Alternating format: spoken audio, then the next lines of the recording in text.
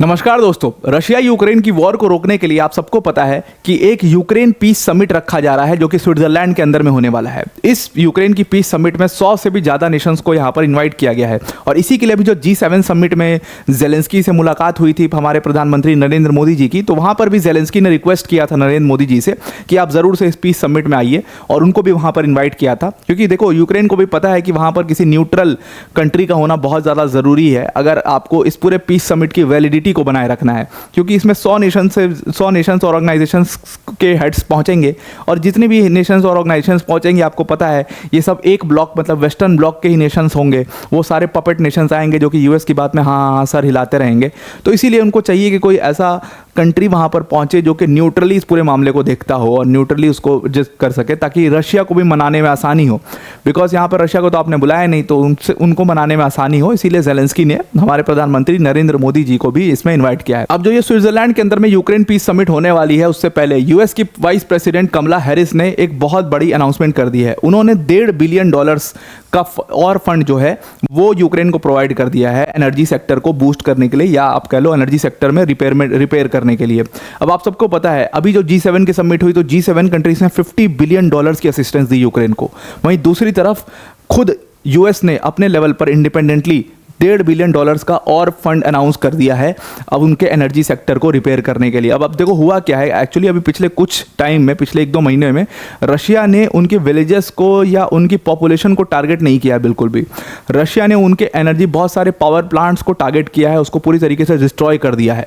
तो यूक्रेन के पास एक बहुत बड़ा पावर चैलेंज है अभी, उसी को कोप अप करने के लिए यूएस ने और कमला हैरिस यूएस की वाइस प्रेसिडेंट ने अनाउंस किया कि हम $1.5 बिलियन का फंड आपको दे रहे हैं। और G7 समिट के बाद ठीक बाद ये यूक्रेन पीस समिट होगी स्विट्जरलैंड के अंदर में, जहां पर यूएस की वाइस प्रेसिडेंट कमला हैरिस पहुंचेंगे और वो वहां पर जेलेंस्की से मिलेंगे। अब जो ये $1.5 बिलियन का फंड इन्होंने अनाउंस किया है, ये 2 पैकेजेस में जाएगा। पहला जो इसका पैकेज होगा जो $500 मिलियन का होगा, ये एक्चुअली में न्यू असिस्टेंस होगा एनर्जी के लिए।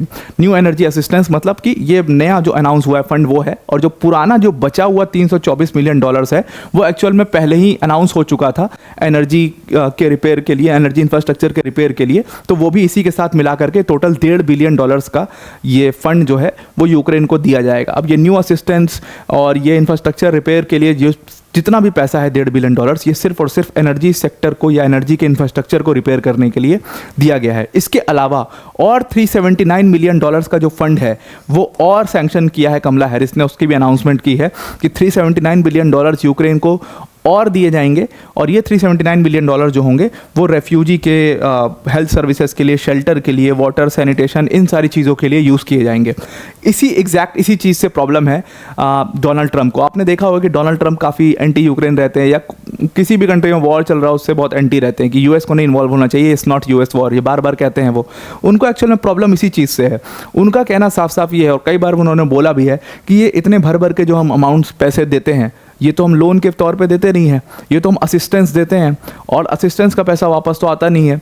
जियोपॉलिटिकली असिस्टेंस का पैसा जो है वो कभी वापस नहीं आता, वो एक्चुअल में फेवर वापस आते हैं। वो फेवर यूक्रेन से क्या ही मिलेगा यूएस को। तो उनका कहना ये है कि हमारे यहाँ पर ड्रग प्रॉब्लम इतनी ज़्यादा बढ़ चुकी है, कितने होमलेस जो हैं वो घूमते रहते हैं रोडों पे, उनको हेल्प करने के बजाय हमने यहाँ पर इतने भर के अमाउंट जो है वो यूक्रेन को दे दिए, वो भी जो कि उस वॉर में जो कि हमारा था भी नहीं, उस वॉर में जो कि जिससे हमारा कोई लेना देना नहीं था।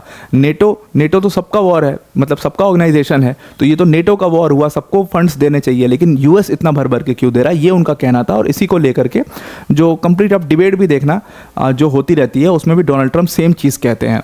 अब सबसे बड़ा सवाल है कि कमला हैरिस आगे बढ़ करके क्यों इतना अनाउंसमेंट कर रही हैं कि $1.5 बिलियन यहाँ जाएंगे, ये यहाँ पे जाएंगे, इतना पैसा यहाँ पे जाएगा। क्योंकि जो हमारे जो बाइडेन साहब हैं वो G7 समिट के बाद जाएंगे सीधा घर, वो यूक्रेन की पीस समिट में नहीं जाएंगे, क्योंकि उसके तुरंत बाद ही यूक्रेन पीस समिट है स्विट्जरलैंड के अंदर में। तो वो जाएंगे साहब सीधा घर और वहाँ पर जाके करेंगे अपनी इलेक्शन कैंपेनिंग। तो उनको रिप्रेजेंट कर रही होंगी कमला हैरिस वहाँ स्विट्जरलैंड के अंदर में, और वो यूक्रेन के प्रेसिडेंट जेलेंस्की से वहाँ पर मुलाकात करेगी। 24 घंटे तक वहाँ पे रहेंगी, जो भी इंपॉर्टेंट जो मतलब ओपनिंग सेरेमनी होती है वो करके वो भी वापस चली जाएंगी इलेक्शन कैंपेनिंग में। तो वहाँ का जो सारा यूक्रेन के पीस समिट का जो सारा लेखा जोखा है और जो सारी चीज़ें संभालनी है वो नेशनल सिक्योरिटी एडवाइज़र जेक सुलिवान को संभालनी है, जो कि यूक्रेन में रहेंगे, किस तरीके से रेफ्यूजीज़ को वापस लाना है, उनको बसाना है, किस तरीके से जो प्रिजनर्स ऑफ वॉर यानी कि POWs हैं उनको छुड़वाना है, क्या टर्म्स रखनी है रशिया के सामने, कैसे रशिया को दबाव डालना है रशिया के ऊपर, ये सारी चीज़ें जेक सुलिवान करेंगे। हालांकि जो बाइडन के बस की चीज़ ये सब सारी चीज़ें थी भी नहीं, तो वो ठीक है, वो इलेक्शन कैंपेनिंग में ही ठीक है, इसीलिए इनको यहाँ पर आगे करके भेज दिया गया है।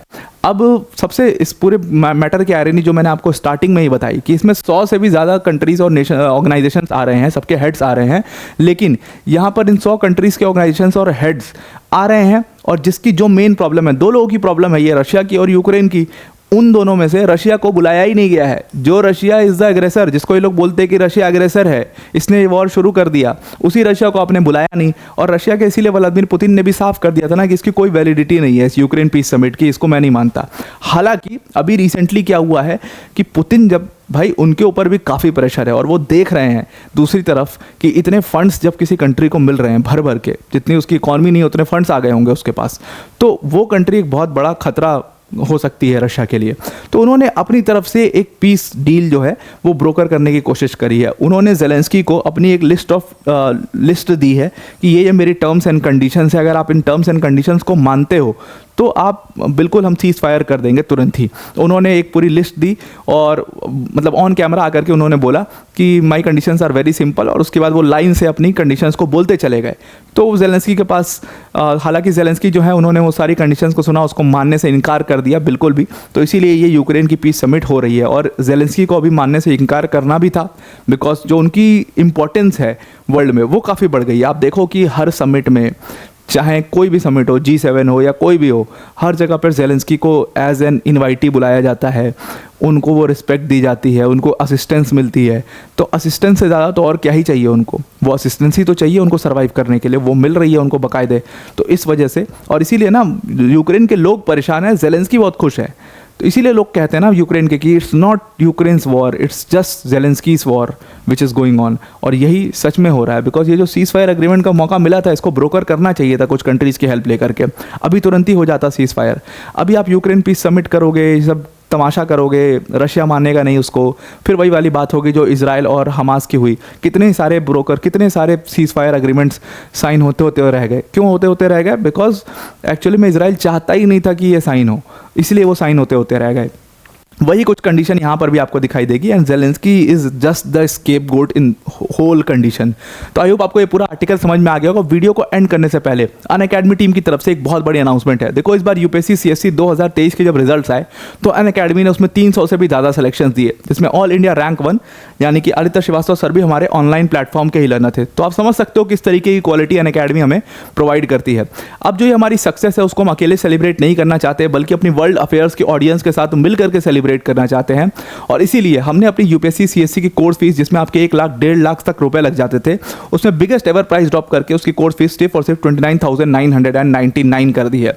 मतलब इस कोर्स फीस में एक तो आपको 15 मंथ्स का सब्सक्रिप्शन मिलेगा, और इस कोर्स में आपको इंडिया के top educators like Mrinal sir, like Prateek sir, like Sudarshan sir, Madhukar sir, Siddharth sir जैसी फैकल्टीज आपको यहाँ पर पढ़ाएंगी। तो आप समझ सकते हो किस तरीके की क्वालिटी आपको यहाँ पर मिलने वाली है। सिंपली आपको क्या करना है, डिस्क्रिप्शन में एक लिंक दिया, उस लिंक पर क्लिक करना है और जहां पर यूज कोड का ऑप्शन आएगा वहां पर आपको APYT10 यूज करना है, ताकि आप इस कोर्स को डिस्काउंटेड प्राइस पर अवेल कर सको। तो आई होप आपको ये पूरा आर्टिकल समझ में आ गया होगा। आज के लिए इतना ही। Thank you and have a nice day.